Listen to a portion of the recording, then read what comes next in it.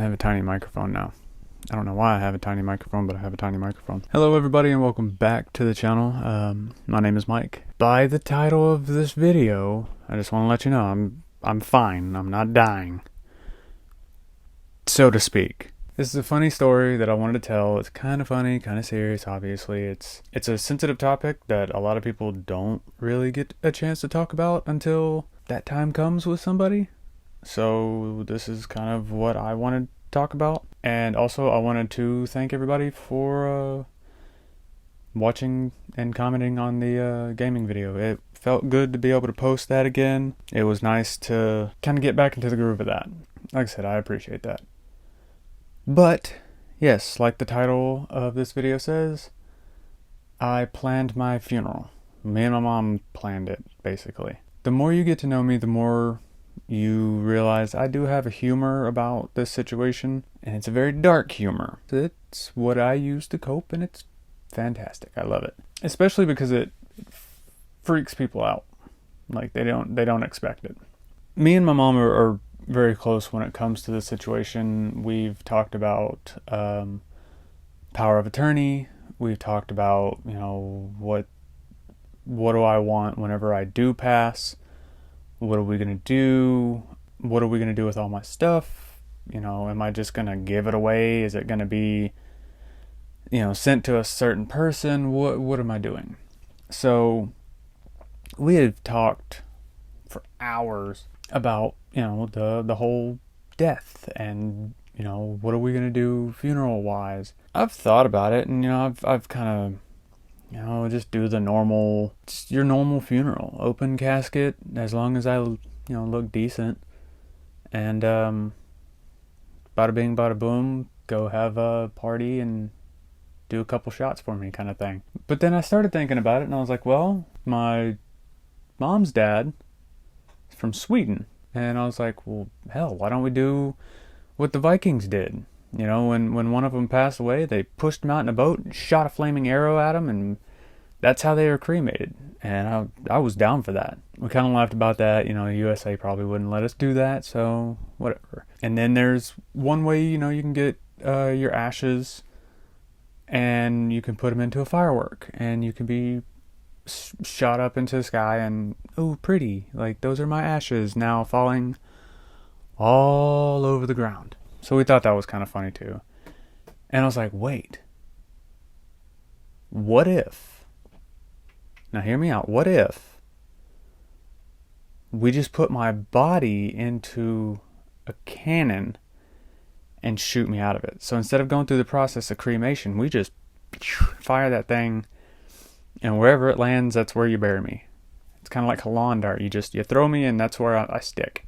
So we had laughed about that plenty of times. When I say we planned my funeral, I'm quite serious in the fact that we actually went up to a funeral home, talked to the funeral director, and we kind of agreed that, you know, I would be cremated. They set everything up to where it's easier on my parents if something does happen to me.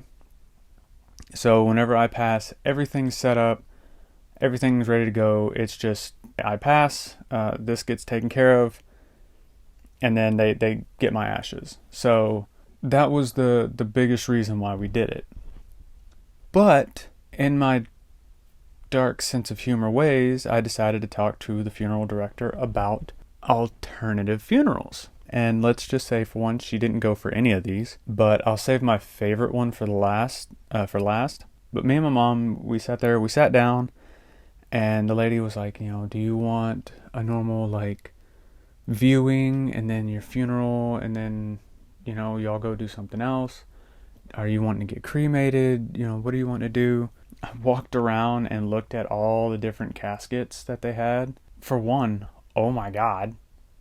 Anywhere between $1,500 to like $12,000 for a casket that you're going to put me in.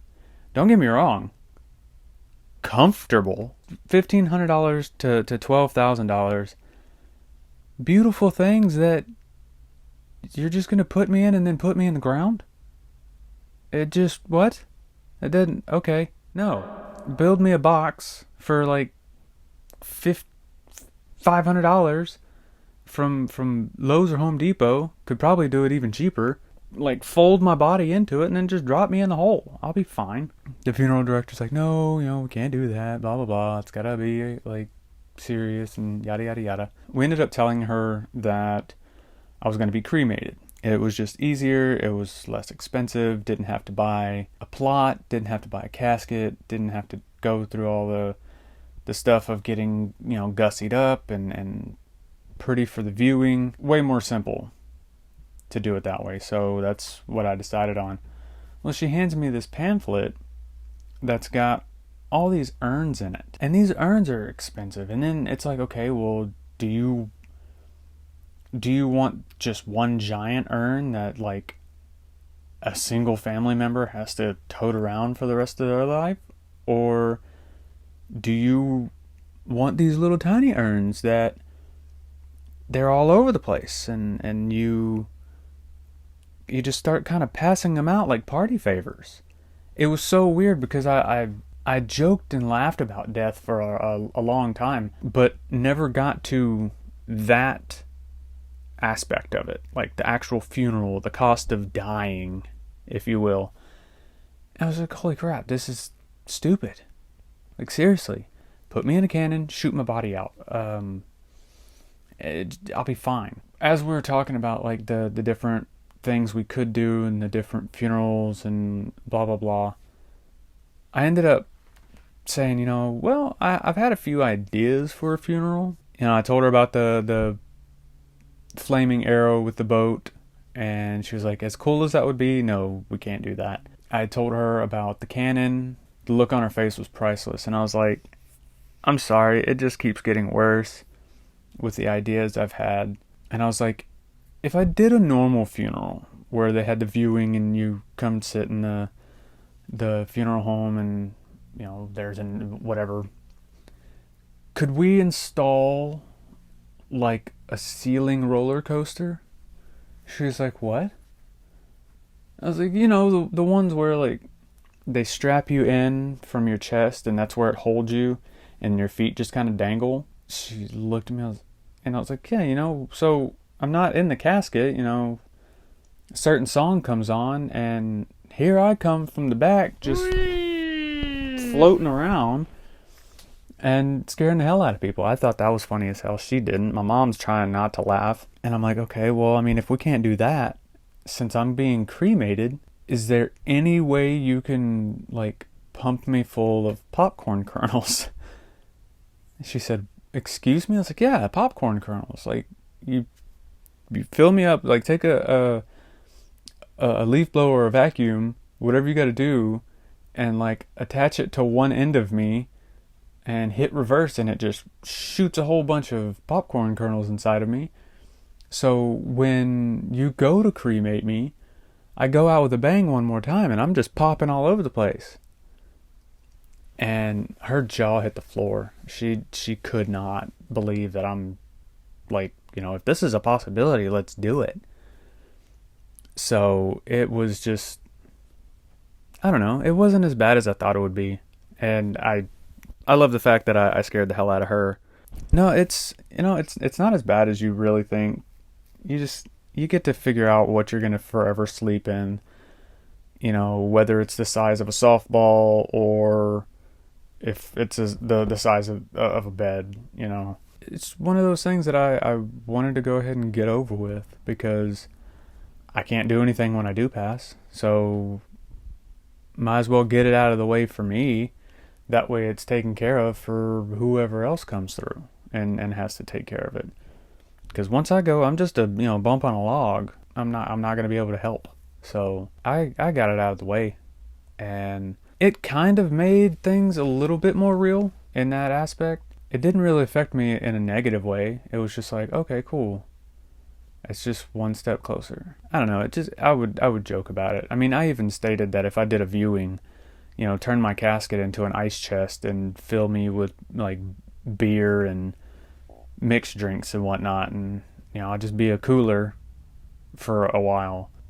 That's just something we can't do, unfortunately. And there's not many people that would probably drink a beer that had been laying next to a dead body, even though I'm embalmed.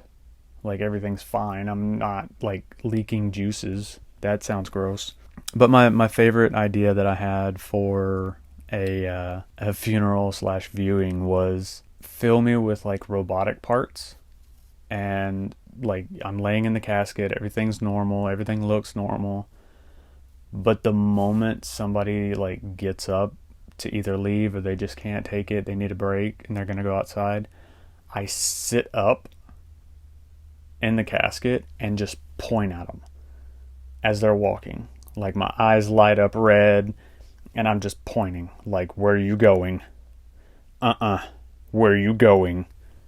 And it was such a dark idea, because I couldn't imagine how somebody would react. They're just crying because they just lost somebody, and they go to get up to go outside and catch their breath. And this person quite literally sits up and is pointing at them. Like that would be terrifying, but I would love to do it. And I don't know, it's funny. And it's one of those things that kind of helps me cope with it, and y'all might not agree. It's something that I've accepted. There hasn't been a prognosis. There hasn't been a you have X amount of time left. I just know that unfortunately this disease will more than likely take me out. The only thing I can do is enjoy life, enjoy what I can, because why dwell on it? I mean, this disease is already, taken 95% of my large intestine. It's given me 2 ostomies on my stomach, one that doesn't work anymore, one that's working now, and I'm still getting used to. It's given me scars all over my body. I've been pumped full of poisons and chemicals. I've been split open I don't know how many times. I've gained a crap ton of weight, and I've lost a crap ton of weight, and I'm now kind of leveling out a little bit, but it's just what comes at me. So I know I won't be cured of this. This is something that I've wanted to say, is I won't be cured of this. Now I can manage it to where I can live my life longer, and that's what we're doing right now. In that time, like, I don't want to dwell on it. I don't want to boo-hoo. I don't want people to pity me. I want people to laugh with me. I want people to enjoy their time.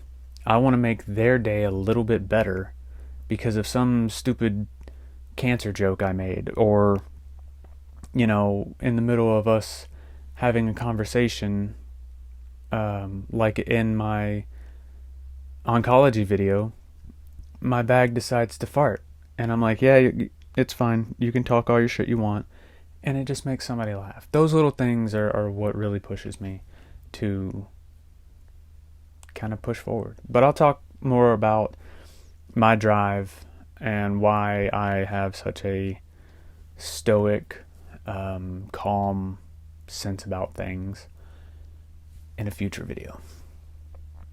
This was all about me dying and going into a casket. Well, an urn now. Would have been cooler in a boat, a cannon, or popcorn version, but can't do that. But anyways, I've taken up enough of your time today. Thank you very much for watching this video. I hope you enjoyed it. I thought about doing another Q&A, so screw it. If y'all want another one, post a question in the comments. Ask anything you want, and I'll pick the ones I can and answer those. Maybe even take all of them and make 2. I don't know. We'll see. But once again, thank you very much for watching this video. I hope you enjoyed it. And until the next video, I will see you. Bye.